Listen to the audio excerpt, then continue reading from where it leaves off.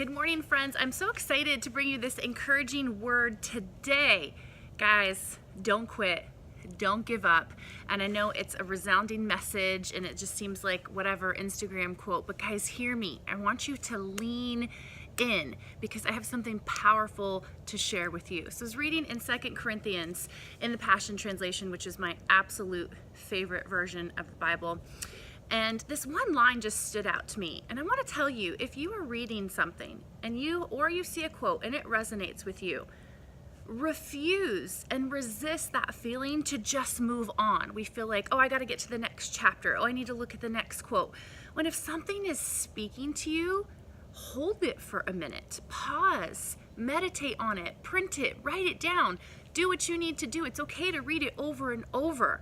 And so this one line stood out to me and it says, even though we don't know what to do, we will not quit.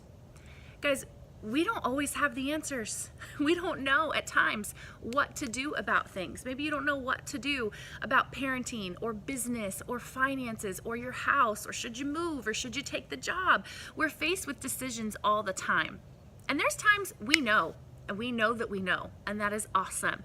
But there are times that we're just not sure. There are times that we want to quit. There's times that we want to give up. You know, I got this vision in my head. I'm very visual like that. I dream, I see visions, love stuff like that. And I'd gotten this picture. It was just a flash, like a movie screen, of all these different people in movie scenes that were stuck. They're at a dead end. The car ran out of gas. They were in a pit with no way out. They were alone. They were stranded at sea. You guys totally get the point. And guys, think about this. How many movies and how many shows, you know, you build the story, and then the middle section is they're shipwrecked, their plane crashed, they're stuck, they fell through the hole and now they can't get out, nobody can find them, their phone is dead, there's no other way, right? This is the middle of the movie. Don't forget that. What happens?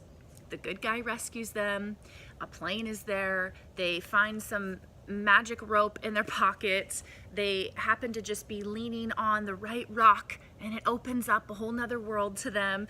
Something along those lines happens, right? Or they look and they see, wait, let's try this way. Not many of them give up because there wouldn't be a movie, right? And not many of them just, that's gonna be it. Let me tell you something.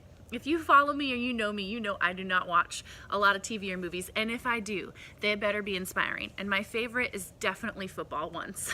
So I will be so mad if the ending is not good or motivational. And so my family knows that about me. They're like, yeah, you can't watch this. I'm like, okay, bye, I'm gonna go read my book. So guys, you are in the middle. So many times our life is the middle. Our life is there where it's, what are we gonna do? Are we gonna persevere? Are we gonna call out for help? Because when we're in stuck situations, there is actually options. You can quit, you can have a pity party, you can feel sorry for yourself. That's always an option, right? It's not gonna really get you anywhere. You can have a champion mindset, you can make a way, you can find a way, you can pray. There are things we can do when we feel stuck. There is always a way.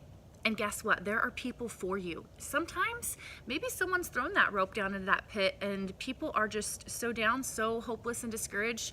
They're just like, there's no point.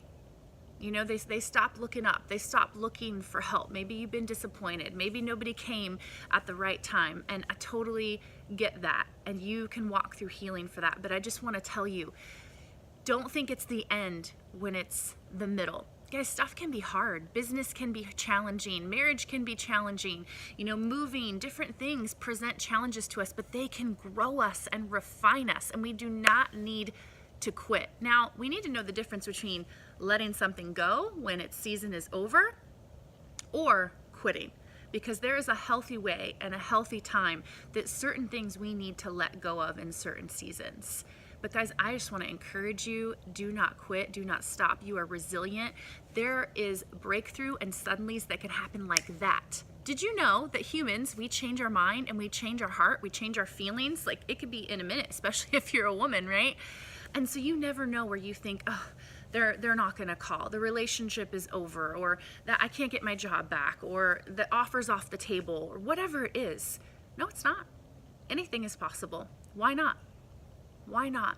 And I want to encourage you to believe, because so much of what is in here and what we speak here and what we feel here manifests the reality around us. So we do have a part to play in something. Some of it is out of our control, but a lot of it we have more control than we know. And so belief is such a huge part of that. You can believe from a stuck place still. You can pray from a stuck place. You can hope from a stuck place. There are options from those dead end roads. And so I saw all these different people, but I just saw people starting to get resourceful. And guys, let me tell you just quickly, business can definitely be a challenge. It's a blessing as well, but I was denied a loan 11 times. Most people would have gave up on the third, fourth, or fifth, right? But if you know me, that's not happening. And I was just a young gal in my 20s, and so many people told me, this isn't gonna succeed, your city isn't made for this, you need to go to Marin or Davis or Berkeley, that would be a better fit for you. And guys, we were ahead of our time. And let me just tell you that as pioneers and visionaries, that happens. There's many times that I've written the book too early, the blog too early, the podcast too early. I tried to open something too early. Even 4 years ago, tried to open True, which is a wellness juice bar, an allergen-friendly food place. And we had private funding, and then we had a loan that was going to go through, and then we ended up getting a letter from the president of a local bank saying, after much thought, we just don't see this succeeding in Vacaville. We don't see Vacaville supporting a project like this, and we don't want to lose our money. And so, so after I'd already started some renovations on a building, I'd already spent money on all different types of business things. So,